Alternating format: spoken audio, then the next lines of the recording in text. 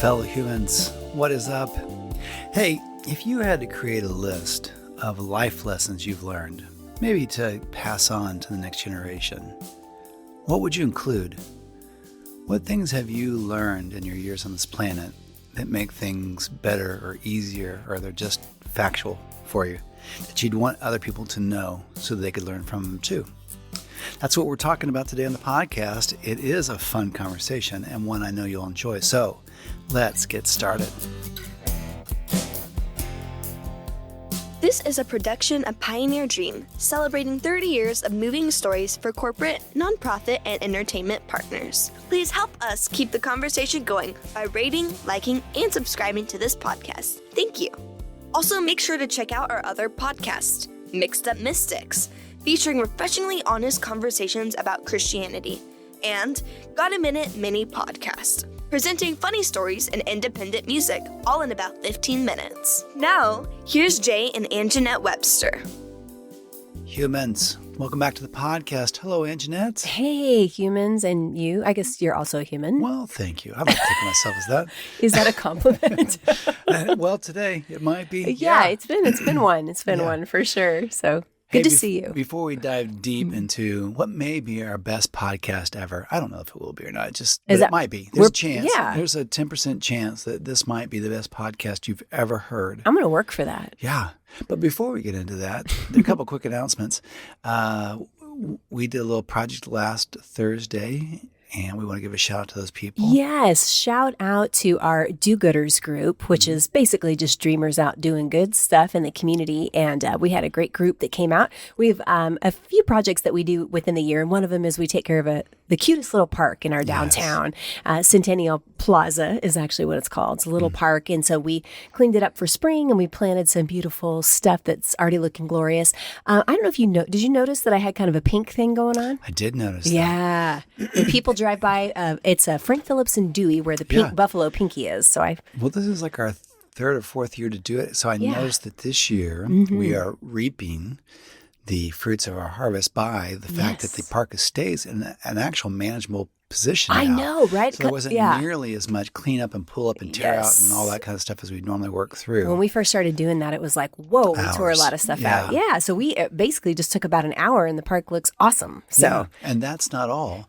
What's that? Next Friday, we'll be doing our very next Dreamers Live event. It's a special one. We're doing it outside at the home of Harry and Mary Deeth. It's a super cool, beautiful, historic home. I mean, it's movie set worthy. It's a really gorgeous. Cool place. Yeah, they're going to let us use their beautiful courtyard. And we're calling this one Uno de Mayo because it's on May 1st. So we will have snacks, accoutrement, and drinks that are within that zone. Probably some sangria or something like sangria. that. There shall be chips and dips and some fun goodies. And so just bring your lawn chair, bring a friend. It's always really fun to be outside. And I've been checking because you know the way I love the radar. Oh my God, you love the radar so much. We are on schedule for amazing weather that day. Really? So, okay, good. So plan on it. And it will not be too hot. It will be really enjoyable. It's a very festive thing. So anyway, get in, get out, come on over. Do Dreamers Live. Get yourself out of the house and come hang out with us. It is. It's so important. It is. And it'll be great to see your faces live and in person. So, good. We're ready. I'm sorry. I have my energy drink. We're back to the energy drinks. Back to the energy drink. I think a couple of episodes ago we were doing martinis, but that's because it was an extended group. We couldn't afford. It was cheaper to do martinis than it was to give energy drinks to each and every person. Yeah, that's when we did true. Our class of 91, Who's in Your Neighborhood? It's a great episode. It was really fun. Go back and listen to that one, guys. We've, actually, it's not all on us, but some of the last couple of conversations we've had have really been fantastic. The okay, now what? And be more like your dog and all that stuff. So if you've not heard those episodes, please go back because they're just really important. And I can say, because I sit across from her, Anjanette's insights were on fire. Oh, hey, thanks. Likewise, I'm sure. Speaking of En Fuego, there are another podcast you should listen to alongside ours, as we've talked about before, is a great little podcast called The Next Big Idea. And I was listening to part of one as I was working on a project at the house the other day. And they were interviewing another blogger named, I think it's Jenny Lawson. And she just put out this book. And the whole context of the book is she has kids that are a little bit older, and one or two have moved out of the house and they're moving on. And Okay.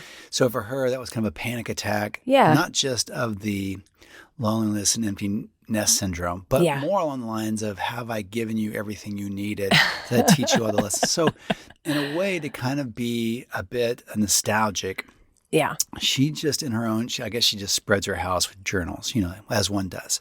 And You she mean just like for people to write in? has Like, brilliant ideas and things Oh. I don't know if there's subject-based journals or what. She just said that well, we have like sticky notes and stuff if we have a good idea. Well, I have my or notes thought. app. We've talked about that before, which is kind of like a journal note. Actually, what's Yeah. funny is I had to upgrade my phone recently because my older phone was dying. I hate it when I have to Yeah, upgrade. I didn't tell my phone I was trading. It's like when you go to the vet and you have to Yeah. put the dog down. You don't mention to the dog why you're going. Is this just a checkup? Yeah, You it's went just a to- checkup. You went to the cellular phone store and they were By like, the he way- did. By the way, say goodbye to Trixie. And, So sad. Oh my gosh. so anyway, in this kind of nostalgic review of their lives together, she began to write down all the little lessons.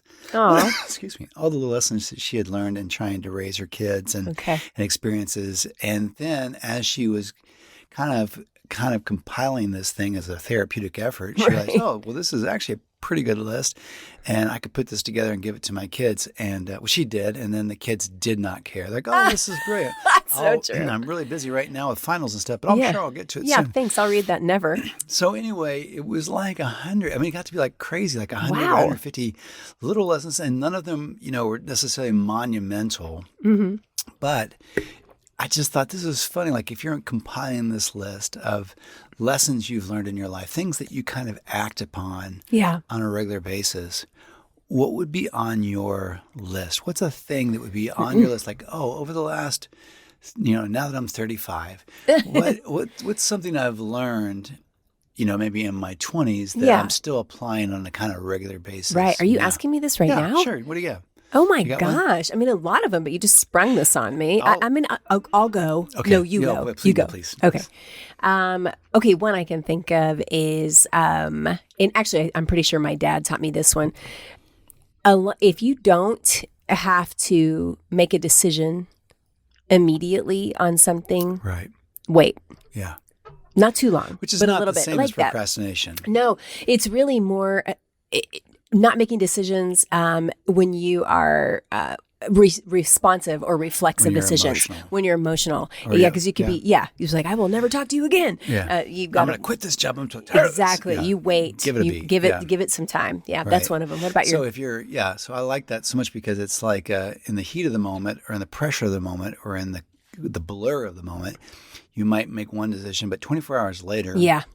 when you have more pieces to the puzzle, that decision might look radically different. Might Yeah. not, but at least then you're making the decision based on, yes, this is what I want to do, not Yeah. this is what I feel like doing in the moment. Well, and my normal reflexive response is sure, yes, yeah, I'll do Yeah. it. Right. And- yeah. and I know Someone that asks you about to do it, myself. and you just knee-jerk, the Exactly. knee-jerk answer is I for do. you is yes. Yeah, I'm a people pleaser, so I've learned to wait a minute and consider Mm-hmm. that and say, you know what? Let me get back to you on that. Right. And that's helped me. What I've about you? learned at this point in life that many of the things that I thought were truths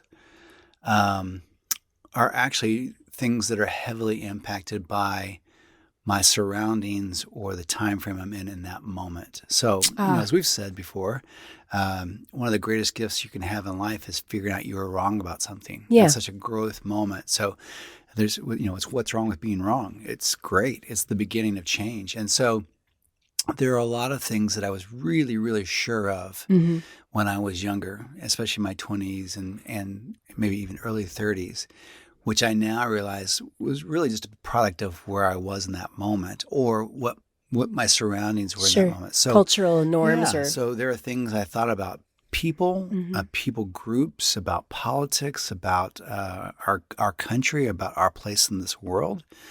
And all those things which I thought were kind of hard and fast truths, I've now learned, no, yeah. that was a product of either A, the age I was in, or B, the age our nation was in, and the kind of pop culture thing that was happening around me. And so in a way, it kind of encourages you to hold on to those truths I put in parentheses, lightly. Yeah. And just say, okay, I'm just going to hold on to this like that. This seems right right now. As best as I can see it right now. There are a couple of things that now that I'm older, I think, oh no, this is the 1, 2, or 3 hills I would kind of die on. Yeah.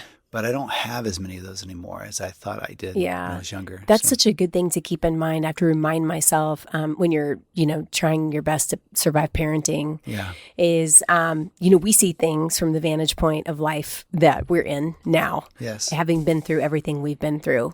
But when you have a teenager, all they know, all they know is the 14 years that they've had so far. And so things can seem pretty certain to them.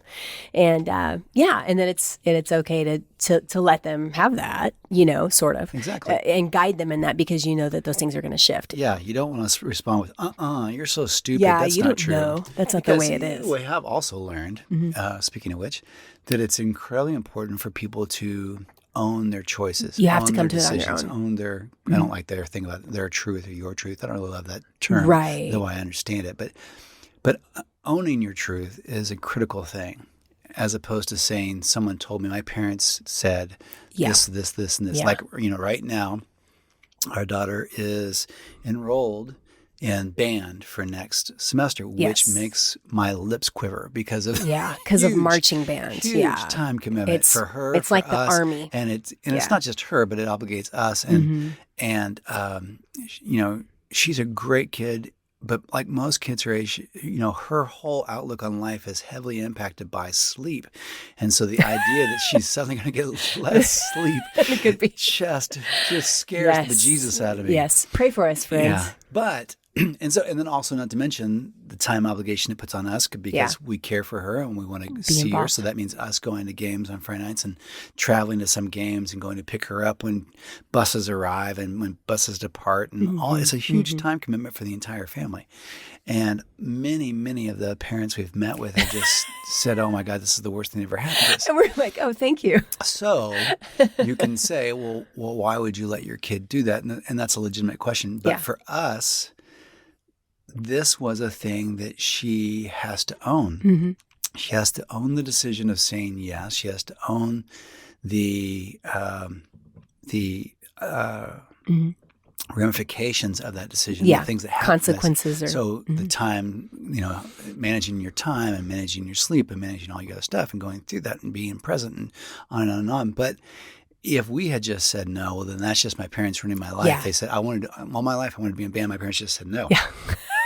And then also, I wanted to be a career marching band person. I want to dance. And I wanted to go. And that's what I'm going to do with my whole life is march in a marching band. And the other part of it is that until you make some choices like that and decisions like that, you don't start learning the difference between good choices and bad choices and what those choices feel like in advance. So, as we talk about, you have this little ET light that goes on inside of your heart that shines when things are good and when there's mojo and things are happening. And a lot of times we can consider something and see if our ET light shines on that. Like, okay, I'm deciding now if band is right for me. And I'm not just getting caught up in the emotions. I'm just trying to quiet myself and say, is this a good choice for me? Yeah. Well, until you go through that process a couple of times, you don't really always recognize the ET light versus just what you want to do, what you think you want to do. And so you have to let kids own those. You have to let people own those choices to be able to start differentiating between the things that can help us and the things that can harm us. Otherwise, if they don't learn that skill and they're not always going to be with you, you helping them make decisions, then they'll be hamstrung in life. Right. Because making decisions, especially for certain personality types, can be really difficult. So you have to let them not easy for make us, some wrong ones. But it's really important for her to be able to own those choices and to live with those ramifications. Yeah. So would that be one of the things you'd write in your secret journal? I think so. Yeah. I mean, just letting people own their choices. That you've got to give people until it gets to a place, obviously, where it can harm them, right, or harm your whole family group, or all that kind of stuff. In this case, it's just a serious imposition to us, which we can live with for the sake of the benefit. It could be brutal, but no one's going to get hurt. Right. What else would be on your list? This may be a tip for living. I don't know. I feel like that counts. Does it? Okay. Yeah. I feel like being thoughtful and mindful of other people and what's going on is something that you kind of have to cultivate and work on, Yes. especially because most people Awareness have of a other busy people. life. It's just Yeah. part of our culture. And Right. if we're not busy enough, we'll take more stuff on, And unfortunately. that's so true. But I that's one of the things that is really high value to me is I want people to feel like they're important and special. And so one of the things that I do, I'm giving away one of my secrets here, It's okay.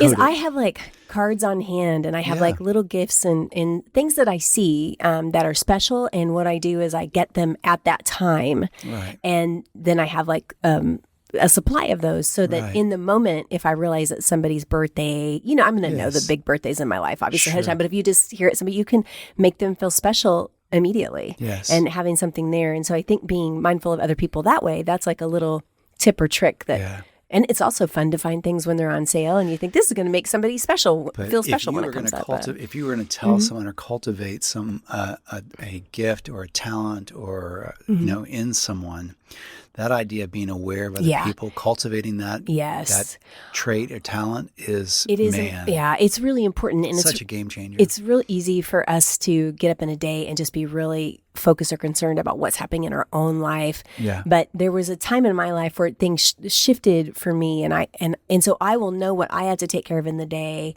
but I also am aware of what our daughter needs that day, Right. and I'm aware of what you've got going on that day. And then Yes. by extension, a lot of times extended family and close friends. Yeah. I will know. I'll try to remember Putting if it's yourself in somebody's someone else's surgery and I place. know they're going to Yeah. have it on the 22nd, mental note, write Yeah. it down on one of the sticky notes, not in one of the journals, Right. on a sticky note. And then all it takes is that day, it's the 22nd, Susan's having surgery. I'm just Yes. going to text her and tell her I love her. Yeah. That's it. Doesn't always have to be grandiose. Exactly. It just has to be meaningful and thoughtful Yeah, and but personal. that's something that I want to do that, but I have good relationships also Mm-hmm. Right. because I do that. That's I brilliant. think people feel loved. So You know, I was thinking of something related to that, which actually I had written down, which is that Mhm.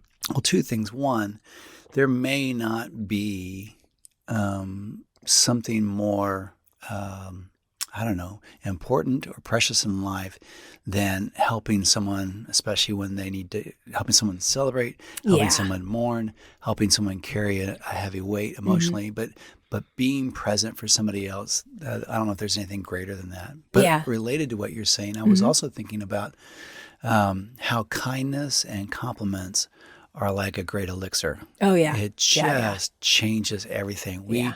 We went to go get passports recently for a trip that we were Nice, considering. nice use of elixir, Thank by you the very way. much. It's sort of like, And in the process, you have to get the passports and this, that, and the other. And the first person that we talked to in this process oh my at gosh. the official office was having a difficult She day. was having a bad day. It was not going well, and her bad day No. became our bad day Oh, quickly. it was bad. And I tell you what, like, I'm college educated, but all the things she told me about that 3-page Oh my gosh. application, she I'm was just telling you, if I you- couldn't If figure it you- out. If you're considering a passport or you think you might need a passport, just go do it now. Yep. Because don't ever let that be a pressured thing because it is a mess. Yeah. And I don't know how you can have something that's so required And so important. yeah. You can't leave the country without it. You can't, and that's one of our primary identification Yeah. things. And the system is so antiquated. It's like and a stupid. 9-page application. You can only use certain kinds of ink. And If then you make one mistake on it and scratch it out, you're done. You Yeah. gotta start all over again. yes, and the way the form is listed was crazy because it would ask like I couldn't tell if it was asking my height and weight or my Right. spouse's or like it was just and then the lady there was And just then not there's having a good day. boxes above the line and below the line, and you're not Yeah. sure if you should be writing below the line or above the line Yeah. or is this line or whatever. And and you're telling me you can't automate that system in some way. You can't put that online somehow so that if Right. you make a mistake, you're telling me that somehow Yeah. the only way we can do a passport is to chisel this information into Yeah. a sandstone Yeah. and then mail that in and Yeah. wait 6 Well, weeks. and Come then, on. and then on top of that, it costs $190 Yeah. per person. So there you go. That's a long way to get Start to. early on your passport. That's a long way to get to. Instead of responding in the manner in which we wanted to respond, Yes. instead of equaling this person's Yes. meanness I or had a shortness, I had or a whatever. finger in mind that I Yes. did not use. I don't use it, but whew. You and we chose instead to respond with kindness and compliments and an awareness of what that person's day might be like. Yeah. And this is probably not how this person wants to respond right now, but it's just how they are in the moment. And we literally like wore her down. Yes. And then she was our friend. And she is the only reason we actually got through the process is because she stopped what she was doing. She actually had other things that were on her agenda. Yeah. It changed the way their office operated. Some people were supposed to go on break, and they all had to wait because she stopped what she was doing and literally walked us through each of our 3 applications in order to make sure it was done properly and all that kind of stuff, and just got us through it. I think you can always get more done with kindness. And that's not your motivation. No. Your motivation is to treat humans well. But people will do kindness- anything for you if you're kind. Kindness, compliments, seeing the good in someone, telling them the good you see in them. Yeah. All those things are an elixir that will change things. It does. And it not only recognizes the humanity in the other person and makes them alive, but oftentimes it also wins them over. Yeah. And the people that we have built relationships with like that would do anything for us. Yeah. And that's an amazing thing. So It like you said, is. it's not the motivation, but it helps. Yeah. Another thing I would probably add to the list, and I think we've talked about this before. This might be one of the most important life lessons ever. Yeah. Is to understand the other person's perspective. Yes. So, we used to say like walk a mile in their shoes. Well, Right. you don't even have to walk a mile. Right. Just pull back from whatever situation you're in and the people that are causing you troubles. Yeah. And you say, okay, this person is treating me very rudely, or, this is happening, or they're not giving me But time. why? Yeah. Okay, now what? Yeah. But why? It's the same thing. And if you take a second and think, okay, I know this is happening in their life, they're in a new job. I bet that they're worried about this. Then just taking a quick second to change perspectives and seeing what's going on in their life, it does not take very long. It literally affects the way that you view your communication with them and your ability to give compassion to them versus the finger I had in mind. Right? But that's it. But you got to take a minute. You got to slow down for just a second. Yes. And say, let's think about maybe why do you think they said that? Why? I think that you referenced the okay, now what? I would add that to my list. This understanding and this insight, which I think came to us maybe about 2 years ago, in reference to a book that we were reading, which I'm now rereading via the audiobook, which is funny. Is this the idea of anxiety is most often occurs in our attempt to control something of which we have no control over. So true. So controlling, you're anxious about the weather, which you have no control over. You're anxious about the delivery, which you have no control over. You're anxious about somebody else's decision or response, which you really have no control over. Yeah. But that's where this anxiety comes, is in trying to control something which is beyond your control. Yeah. And so, as we referenced in the podcast a couple of episodes back, okay, now what? So the okay is the acceptance of, this is the reality in the moment. Okay, it's raining. Okay, that's the reality. I may not want it to rain today. It may be an imposition today, but it is raining. Okay, now what? Your plane is delayed. Okay, well, I can't get the plane here faster, but it is delayed. So that's the reality. Okay. Yeah. Now what? Your loved one's diagnosis. Yeah. Your friend's mistake and they get arrested. All those things we talked about in the podcast.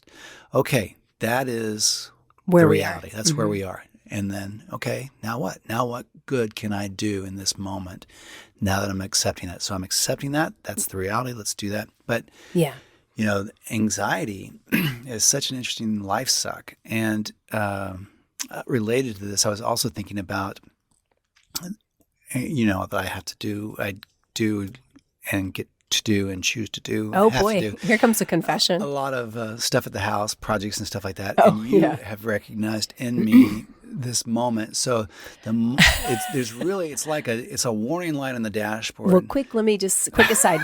We own a home that was built in 1939. Yes, right. And we've been renovating it into an amazing palace of festivity for about 9 years now. Yeah. So there's been some necessity that we're not in a position really to hire a lot of people to do stuff. So it's going to get done.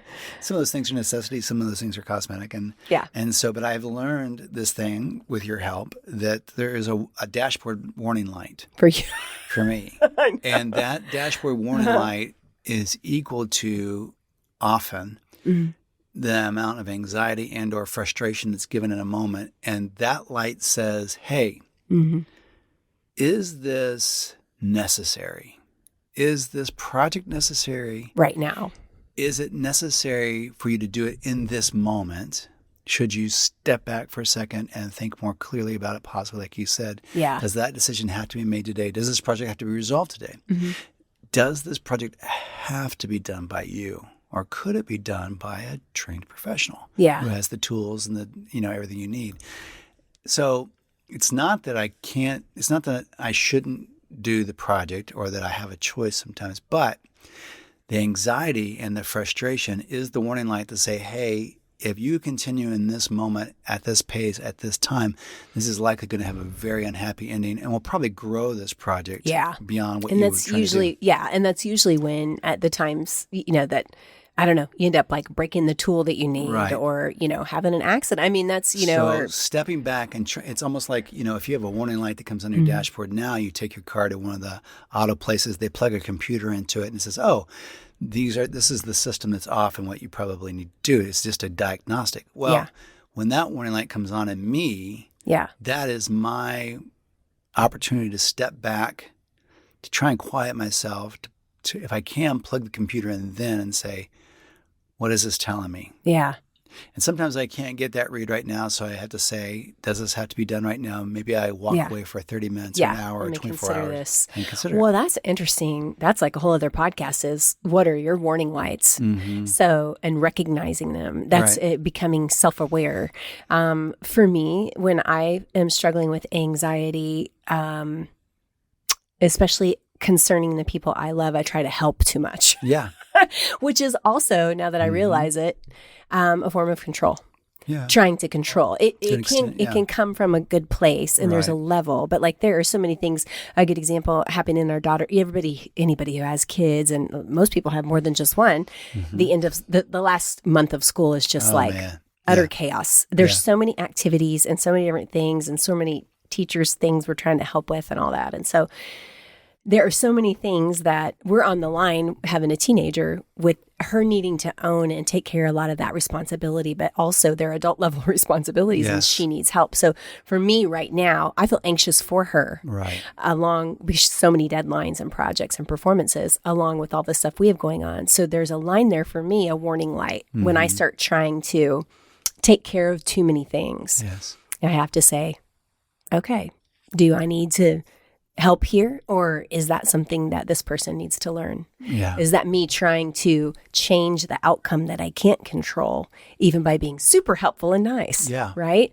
And so that's one of my warning lights. I lights. also like the idea what you're saying about, that warning light for you is to ask yourself, am I supposed to do this? Yeah.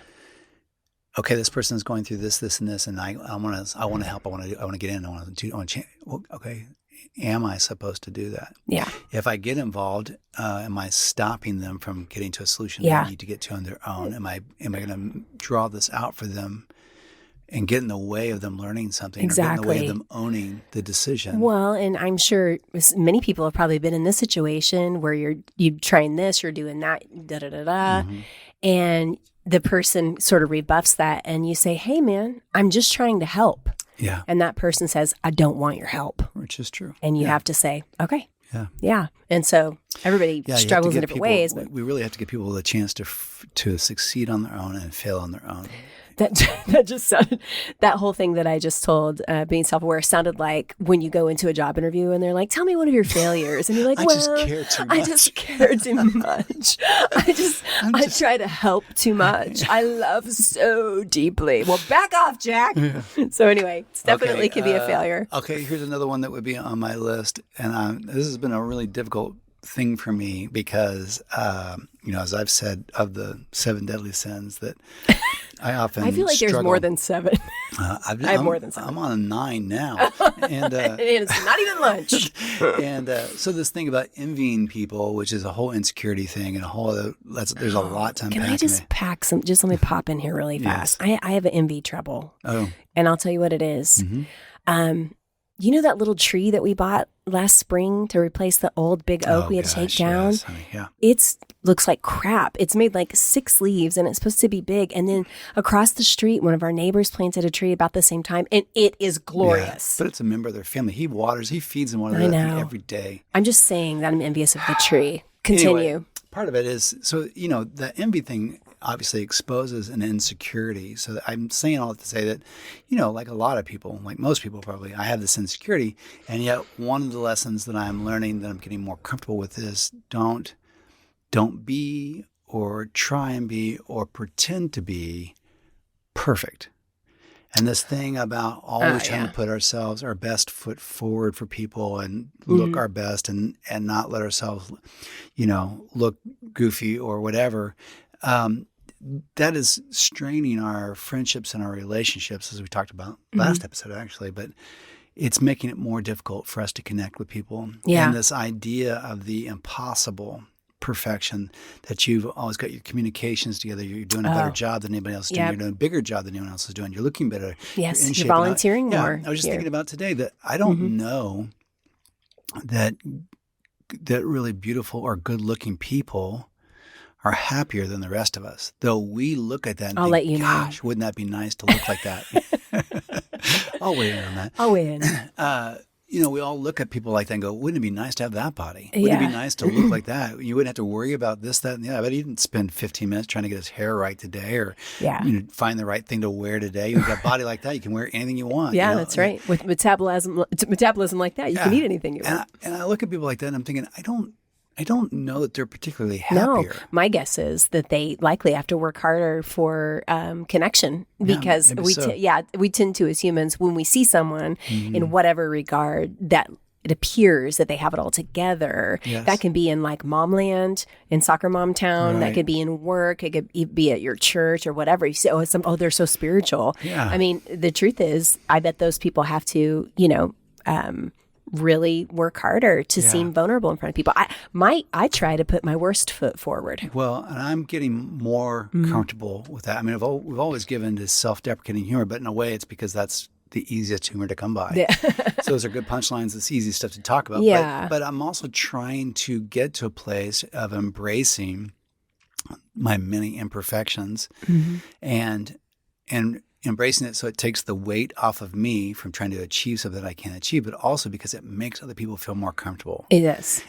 So the moment you admit, man, I'm a mess, or man, I forgot that, or I didn't even think about that, or I don't belong in this conversation. I don't have this kind of information. Right. I was at a board meeting yesterday, and we're deciding on a bid for concrete. Oh, Lord. And it may surprise you, but I don't know anything about concrete. And you're also not interested in that. There's like 5 different companies or 6 different companies that had, turn in bids and all that kind of stuff. Wow. And it's just their numbers. Oh, that sounds and it's awful. all broken down. And I'm like, what am I supposed to do with this? I don't, what, I don't, and do we know anybody from these companies? Right. What does that mean? I'm just looking at numbers. But if they were designing a new logo or choosing paint colors, you could help. But I've gotten to the place now with the board, and I'm like, I just come strong with it. Like, this doesn't mean anything to me. What's anybody else want to do here? And I second that. Yes, that's how I am when I go to the parent support group meetings at our daughter's school. Yeah. Like I'm really involved there, but they always start with a budget report, and just my eyes roll in the back of my head, and they start asking questions, and I'm like, do I have enough money to buy nachos for the teachers? I mean, just like, I don't know. It's so funny. Yeah. But see if you. So I'm saying that one of my life lessons that I would put on that list is learning to embrace and even express and reveal your weaknesses. Yeah. Because it helps you to not have to live up to that, which is impossible. Yeah. And it helps other people feel more comfortable and more connected to you and approachable and everything else. Yeah. I think another thing that would be on mine would be, when you have some days, and maybe it's just me, where you just wake up and things are off. Yes. And I want to say that happened to me about 10 years ago. Oh, stop it. Well, it happens for me more as I get older and have some of the fun challenges of our age group, et cetera. But yeah, every few days you just wake up on the wrong side of the bed, or you just feel weird. You just feel weird. And used to, I would spend the day thinking, man, why do I feel so weird? I feel weird. You feel weird. What's going on? Just whatever. Why I feel weird like this? Yeah. What's happening with me? You feel weird. There's allergies. But, I might dwell on that, Yes. or I try to fix it, or think, what's going on? Yeah. I spend my whole day in my head going, man, why do I feel so weird? And now I just go, there are just some days where I'm glad to go to bed. Yeah. And I just think, you know what? Tomorrow's a fresh start. Yeah, try again Those tomorrow. also, speaking of not making decisions, if you have a day where you feel really weird, try not to make any decisions that day, don't have to, because yeah. you'll quit your job and you'll move to Africa Yeah. if you can afford And it. that's fine. Yeah, that sounds fun. But yeah, that's It's it. so funny because I had something similar wrote down. The next day's coming. I had something similar that I had written down, and it was just decide. Like, what do you mean? Well, there are days, a lot of days, where I'd feel off, and I feel one thing or another. And I don't have a poker face, so when I'm. Oh God, you really don't. I grew up acting, so that's helpful for me. So for me, there are days where I just decide, okay, I feel weird, but I'm still gonna move on. Yeah. I'm still gonna do my best. I'm still gonna be kind to people. I'm just deciding to function today. I'm just deciding to be pleasant to the people I come in contact with. I'm just deciding to be the human that I know I can be, even though I feel like this other thing, and I'm not going to let that stop me. Yeah. So, they used to say, fake it till you make it. Yeah. In a way, it's kind of like that. I'm not making light of, counseling and stuff that we need to do. Sure. And there are moments where you just decide, I can't make this on my own. This is too recurring. I'm going to figure something out. Absolutely. But there are also days that are just bad days. They're hard days. And you Yeah. just decide, okay, well, this is this day. I don't feel like it, but I'm just going to move on. I'm going to fake it till I make it. Yeah. And get I going. mean, the barista at Starbucks still needs to be treated Yes. nicely and Right. needs your encouragement. Yeah. Your family still, is going to need you that day. Yeah. So you can't necessarily just check out. So sometimes you have to just do what you know is right and look forward to going to sleep and knowing that, the next day will be better. Yeah. I mean, it usually is. Sometimes there's seasons where, it's every other. Yeah. I remember talking with somebody, which was really funny. I was blessed / cursed with a very positive, festive, optimistic personality, and that's how it seems to people a lot of times. But I struggle as much or more, but as anyone else. But I remember talking to somebody one day, and I just said, "Man," I was like, "Dude, things are just rough today. I just feel off, and it's just like every week or so, I just have one of those days." And the person looked at me and they were like, "Every week or so, you have one of those days?" And I was like, "Yeah, totally, for sure." And they were like, "Okay, for me, that is like most days." Yeah. I was like, but I mean, Right. that's something to keep in mind. As some people, we struggle at different Oh, levels my and for different gosh. reasons, so. That so reminds me. So be nice. That kind of dovetails into this other thing I had, which is that in most cases, anxiety or shame or guilt will be greatly reduced by being open and talking about it to someone. Mm-hmm. I think about the number of things that I have felt ashamed of in my life, which get larger and larger and deeper and heavier and bigger until I'm able to just tell someone, Yeah. "Oh man, when I was this age and this is not, I did this, I thought it was the end of the world." And somehow the moment of bringing that thing from the darkness and into the light Yeah. is such a relief. It is. It doesn't mean you have to go and tell every person you meet, No. "Oh, I killed that person in Austin." It just means Dang, I was going to say. it doesn't mean that it has to be your full story. No. But when you go through things that have regret with them or guilt with them or shame especially, part of the power is the hiddenness of it. Yeah. Part of the power is the thing in the darkness. And it gets to, because there are voices, and it's a little bit like the joke that, a lot of horror novels and stuff are scarier than movies, because in the movie, a lot of times you have to show the monster. Well, the Yeah. monster you've imagined is much much bigger. worse. That was the power of Jaws, one of your favorite movies, Ugh. is the robot that was the shark Yeah. didn't work. Yeah, it was It malfunctioning. malfunctioned.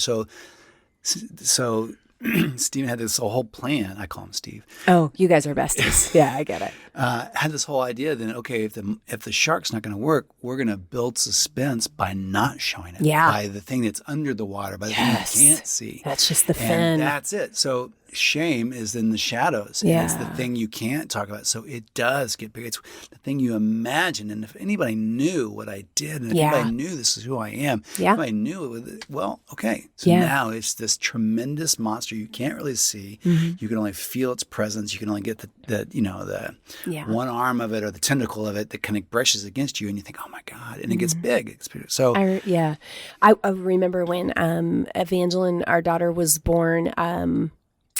Being a mom and a parent was completely. We had her later in life, and was sort of like a very fearful time for me. It was something I had been good at a lot of things in life, but this was like uncharted waters, Yeah. speaking of Jaws.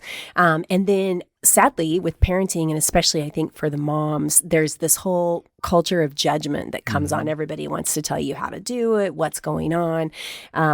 Their way is the best way. And so you can feel like a failure immediately. yeah. And that was a real struggle for me. And I remember having shameful feelings about that. Oh, right. You're so tired. Yes. And the truth is, when I we feel like had somehow her, everybody else is doing it better well, than you're everybody doing it else, too. like you see these posts from people like, the second she was born, I loved her immediately, and she was my total soul, and it Can did I- not feel like that for Can I me. say something about that? Can you? Because this moment happened, Yeah.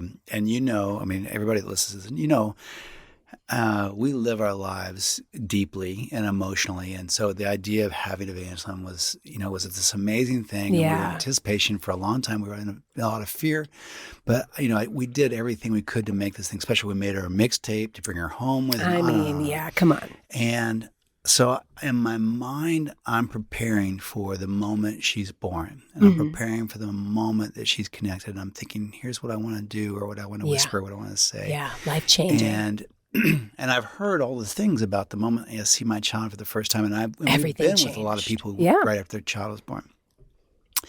And Evangeline was born, and they put her on the table, and they're cleaning her up and everything. And I go over to see her, and there is no magical connection.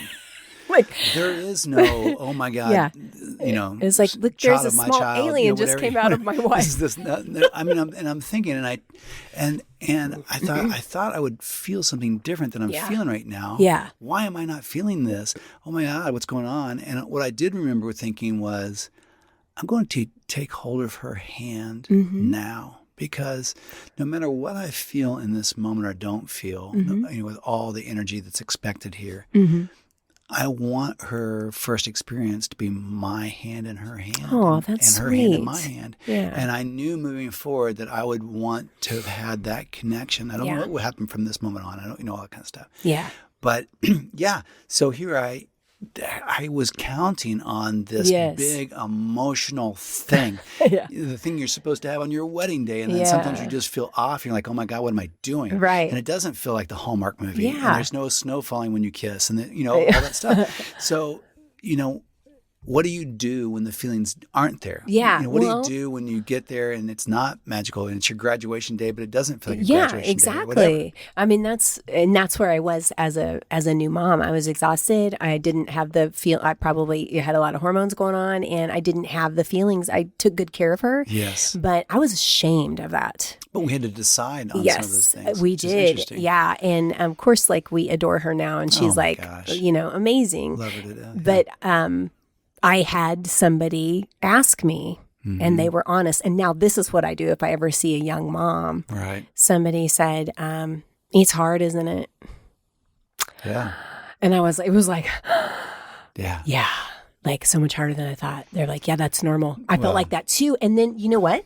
The shame was gone. Yes. Because that person wasn't even someone I knew well. It was someone I saw at an exercise class. Yeah. I literally fell asleep in between sit-ups. I went down for one, and then I was down. It was like exercise great. narcolepsy. great. She was like, how you doing? I was like, not You mean- good. You mean napolepsy? Napolepsy. That's good. It was a napolepsy. At least I was trying to do the crunches. Right. But anyway, yeah. But that immediately removed the shame. Yeah. And if I ever see that person again, I'm going to tell them. Yeah. Like, thank you. But that's the thing. Yes. Bring your stuff out into the light when Right. it feels right, when it Doesn't feels have to trusted. be your first card you play. You No. don't have to live with a shirt on No. or tell everybody. And it doesn't have to be, it doesn't have to define you. But Mm-hmm. But there's another part of it that says in these moments, yeah, share it. Yeah. And like we talked about, in the last episode about, be more like your dog. Yeah. We set the bar in our relationships. Yeah. And we say, this is the level of intimacy I'm okay with. Yeah. This is the depth of conversation I'm okay with. And if your relationships revolve around you trying to put your best foot forward and not being embarrassed and not being ashamed and all those kind of things and looking your absolute best. Yes. Well, you're going to get that from somebody else, which is incredibly lonely. Yeah, it is. So you have to have those places where if I give you this, this is part of me. I'm going to let you in by telling you this is who I am and what I'm experiencing and what's really happening. Well, you're going to get that in return. Yes. And it doesn't even have to be people that you know. No, absolutely well. But it's the thing. It's the commune. It is. That part of it. When that lady said that to me, I got to tell you, as our friend Tom would say, it was like a lifeline. Yeah. It was like somebody. I'm in the water, and I think I've totally messed up my life. We made this decision. This is so hard. It's wrecked everything we had going. I mean, these are the honest feelings that a lot of people have. They're just not honest about it. And she threw me a life preserver. Yeah. And so now anytime I see a young mom that I know who wants to have a conversation, first off, don't approach people with the baby. They're tired and they probably don't want your advice. But if it's somebody that I know, I will say, oh, what a sweet baby. I said, I bet you're tired. Yeah. And they will say, yeah. Right. And then sometimes they'll say, yeah, I don't really feel as attached as I thought I would. You know what? It was like that for me for about 4 months, but it gets better. What I always say, which is the truth, is I want to throw that life preserver out for people. Say, you know what? You're so tired right now, but it gets better. And like every week, like you get more attached and it's more fun. And you start to see, like you said, this gift that's being slowly unwrapped. And I see that being a lifeline for other people. Yeah. And man, when somebody... It's a great gift to give people. Yeah. When somebody dispels your shame... Your imperfection is a great gift to give to someone else. It is. Like when someone else is willing to share with you openly and it dispels your shame and then you share in that moment, you're connected with that person. But also, you want to do that for other people that you can see are struggling. Right. So do good. So good. This is a thing that we learned, a life lesson we learned about 4 or 5 years ago, which we learned it before that, but I think it's really come into play in the last couple of years, and I think it's pretty fantastic. So we were just talking about this a couple of days ago, but because we're always having super deep conversations. Here's a little life lesson that we've learned together, I think, which is that every major trip or venture or adventure or project requires an instigating step. Yes. Or you'll just wait too long. You will. Yeah. So this happened to us a couple of years ago. We were trying to we had a chance to take a summer vacation. We had finally decided between a couple of places. This was a big family decision for us. We listed like 3 or 4 cities that we'd want to go to, and then we all voted on which one we'd want to go to or where we want to go, and we finally landed on going to California for a couple of days, and it was a big trip for us. And we hadn't been out there, we weren't familiar with the state very much. Saved up all year. Yeah, we weren't very familiar, so you're kind of flying blind, but you know the kind of things you want to see. Yeah, and we kept talking about it, and and I don't know, where would you want to go, and what cities would you want to hit, and how long would you want to be there, and I don't know, and and maybe like a month. Yeah, went and it's by. expensive. We're just still talking about it. Yeah, and then we thought or discussed, look, we're going to have to pull a trigger on something here. Or we'll talk ourselves out of it. We'll just talk ourselves out of it. And then you'll be on the other side of summer break and you're like, oh, well, we would have been wish we'd gone instead. Yeah. And so we did. We just committed, and I think we booked a hotel. Yeah, I think you said, okay, we know we were going to go to this city. Yeah. Let's book that on this date. And we did. Yeah. And that was, and then immediately something lifted and said, okay, we're on. Yeah. We're doing this trip now. We've committed. We're not just talking about it anymore. Yeah. We're actually doing it. As my grandfather would say, we're not pussyfooting around anymore. Pussyfooting around. That's and so I don't great. know if that's good or bad. Yeah, or what I don't that know. is. Pussyfooting, if that's, I don't know. I don't know if you can even say that what anymore. But that's right. That's so funny. And so we have another trip that we're considering for this summer. Yeah. And so we said, okay, look. And we had talked about it, and it's it's even resources. further away, and it's a lot of resources and time, and you're committing, and again, it's flying blind because you've not been there before, and you think, I don't know, can we do it? Yeah. And then at some point, you said or we said together, Yeah. we got to pull a trigger on Yeah, something. and we did. Or we won't do this trip. Yep. It's just not going to And happen. then once you have one puzzle piece Right. in place, the other Yeah. starts to come. But it, like we used to say, commitment time is here. Yes. But that's the same with projects. Oh, my gosh. When you have, okay, I'm a songwriter. Yeah. I say I haven't been doing much of that lately, but there's been You a are lot. a I know, I'm just kidding. But there was this one step that I needed to take on something, and it involved a little bit of an investment. And I've been talking about it, and something to keep me moving, and been talking about it for like a year, and then finally you just do it. Yeah. And I had to book that, and now I know that I have to continue on that path. But you've got to Right. If you're a musician, pull the trigger. and you want to play live, it starts by booking a band practice. Exactly.